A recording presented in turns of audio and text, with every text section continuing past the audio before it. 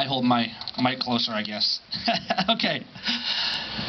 I am way up in the front back. You know, Nathan's absolutely right, because I get this often. You know, I go out and I do videos or I do these stands, and people think that I do this for fun. And going to government and saying no, and standing up and saying no, and putting ourselves out there is not fun. It makes us proud to stand up for what's right, and it should as Americans.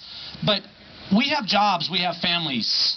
I'm a rather unexpected activist. I'm just a small business owning father. I make family portraits and put them on people's walls. I teach photography. So why am I up here standing for guns? I'm not up here standing for guns in particular. I'm standing for liberty and for America.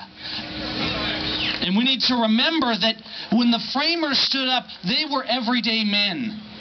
They were people who said, we cannot tolerate this injustice any longer. And if we don't stand up, make no mistake, if we do not stand up, America, our children and our grandchildren will take back liberty at the price of blood. We have a duty to stand. Now, what I'm going to do, our speakers have got a little thrown off in terms of the schedule, but we have more showing up now. It's going to be a good slate. Is this Graham? Excellent. Let's go ahead and put Graham Hunt in, and then we're going to take a little break. We have some great vendors over here. You can get some coffee. You can mingle a little bit. We kind of have breaks roughly on the hour, and as we go along today, we're going to have some amazing speakers. But with that, let me introduce Representative Graham Hunt here. This is how you represent America.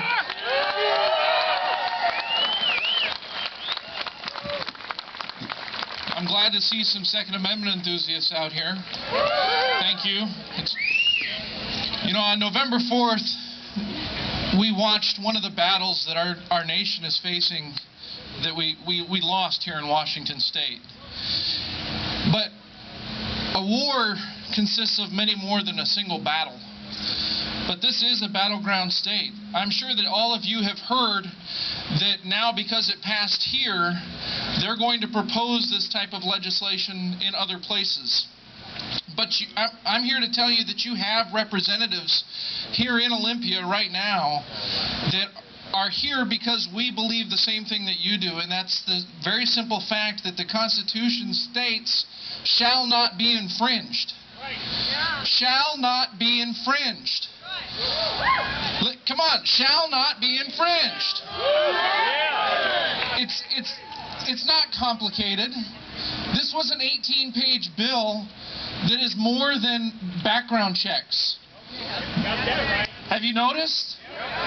Aside from hurting the individual liberties of an individual, it's also potentially going to cost the Washington State revenue because you've got businesses that are potentially going to close. They have to, if it's enforced. You can't have armed security. You can't have armed transport. You can't have companies that make holsters that are specific for your weapon type, custom holsters.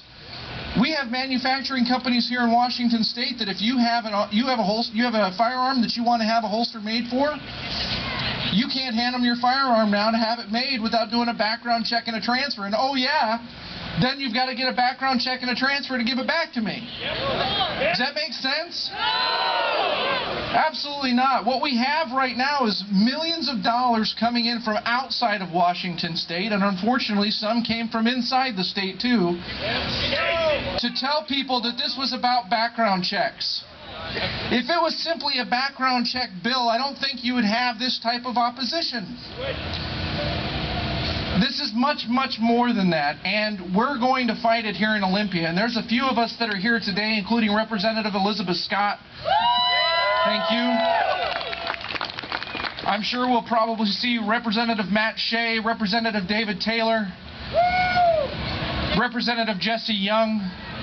There are many of us here right now to make sure that your message is carried forward.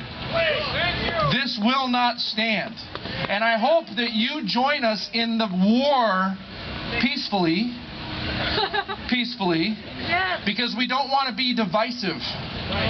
We don't want people to start thinking that this is about guns and that this is about taking away anything other than our rights. We need to no longer divide people. We need to educate people. That's right. We need to educate them on exactly what this is, because we had people that were voting that probably have never visited a gun show.